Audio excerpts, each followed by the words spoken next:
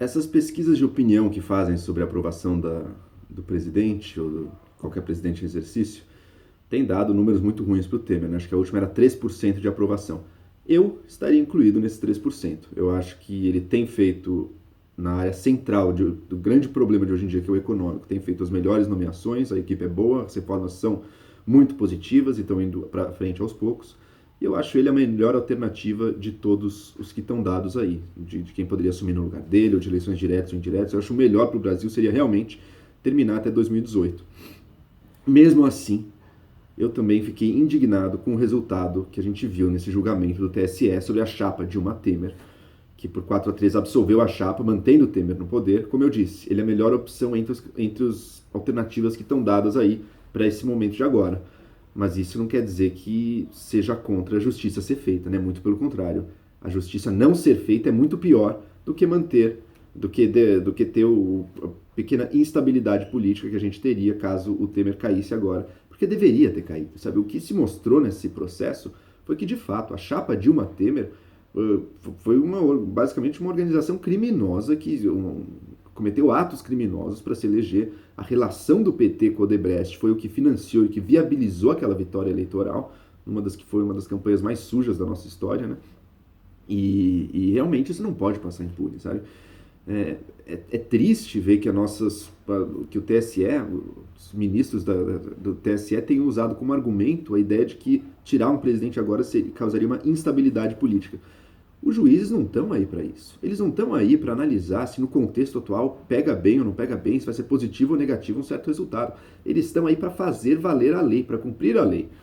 E ao botar esse outro critério de estabilidade política, abriram totalmente mão da sua função principal e se botaram no direito de ser basicamente governantes do país. Porque quem faz decisões com base na expediência política ou não é justamente quem governa. Né? O judiciário deveria estar aí para fazer valer a lei, cumprir a lei, que foi o que Herman Benjamin, Rosa Weber, foi o que fizeram. O voto deles era isso, porque realmente as evidências eram incontroversas. Assim, não tem como você fugir dessa conclusão. Sabe? Na verdade, isso também mata a tese do golpe. Né? Ficou muito claro quando se deu um golpe no Brasil. O Brasil sofreu um golpe? Sofreu um golpe. Na eleição de 2014, a eleição de uma chapa que cometeu muitas ilegalidades para ser eleita. A eleição da chapa Dilma Temer. Esse foi o golpe contra o Brasil. E esse julgamento era um momento de reverter isso, de anular essa eleição. Passaríamos aí para eleições indiretas e tudo. Não é ótimo para o Brasil, realmente, vai ter alguma instabilidade econômica sim, teria alguma instabilidade econômica e política, mas seria o caminho da justiça, sabe? Como é que a gente pode imaginar que um país vá ter estabilidade política se a gente não sabe se a lei vai ser aplicada ou não, dependendo do juízo que os juízes fizerem da estabilidade política do momento? Daí você não tem estabilidade política nenhuma, você não tem estabilidade institucional nenhuma, você tem juízes tentando governar o país. Esse é um dos grandes problemas, um dos grandes riscos que a gente vive hoje em dia. A gente tem um judiciário que já está usurpando as funções legislativas, o Congresso não define mais nada, é o judiciário que define livremente sobre aborto de anencefalo, sobre casamento de pessoas do mesmo sexo, sobre vaquejada, sobre tudo mais, se guiando pelos valores dos tempos, pelos seus valores, pelo espírito dos tempos, lendo na Constituição o que eles quiserem ler para ficar de acordo com os valores deles. E veja, isso não tem nada a ver com concordar ou não com essas questões, tá? Tem a ver que quem deve decidir acerca delas não é o judiciário, a lei tá ali, a Constituição tá ali, tá feita. É uma péssima Constituição, mas é a que nós temos e tem que ser seguida. Senão a gente tá numa situação muito pior, ainda pior. Então eles já se arrogam o direito de fazer leis na prática, eles veem ou desveem na Constituição o que eles querem, sabe? Eles interpretam a Constituição, ela dá margem para isso, dá para interpretar qualquer coisa, eles vão criando leis ali. Reforma trabalhista, eles chegaram quase a fazer também ano passado. Felizmente o Congresso está levando em frente agora uma boa reforma trabalhista. Enfim, a função legislativa já usurparam. Na função do executivo, eles também, na prática, decidem tudo. Tá? Um prefeito hoje em dia não muda mais a velocidade de uma rua numa cidade, como o caso de São Paulo, sem que um juiz acabe decidindo isso. Sabe?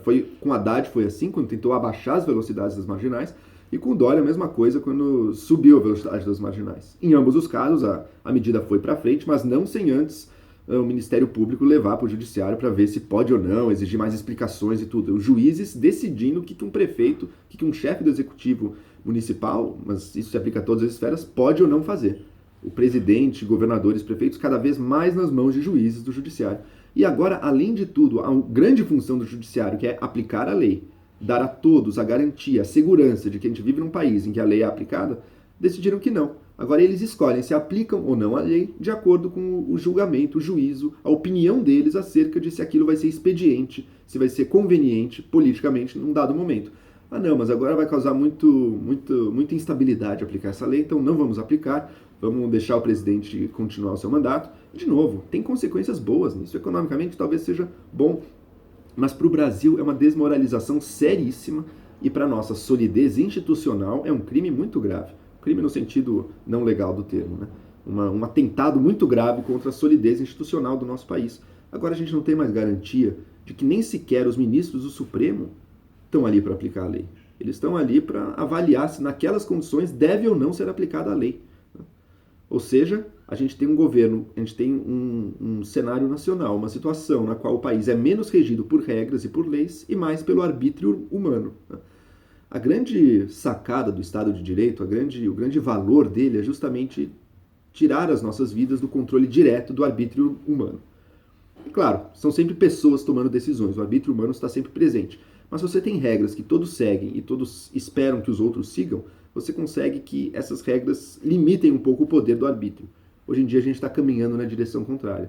É o arbítrio humano se reafirmando com poderes cada vez mais plenos sobre a sociedade.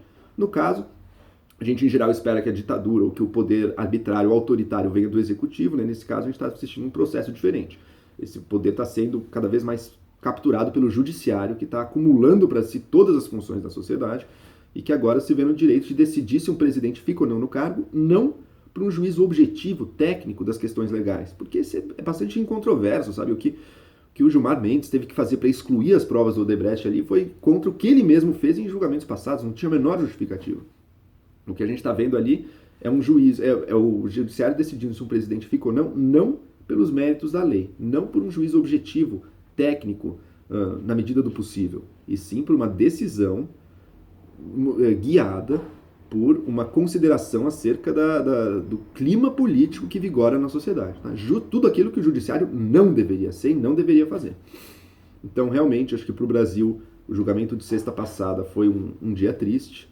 Esse 4-3 do TSE é o novo 7-1 pra gente, talvez não calou tão fundo no símbolo, mas na prática é bem pior do que perder uma partida de futebol, sem dúvida nenhuma.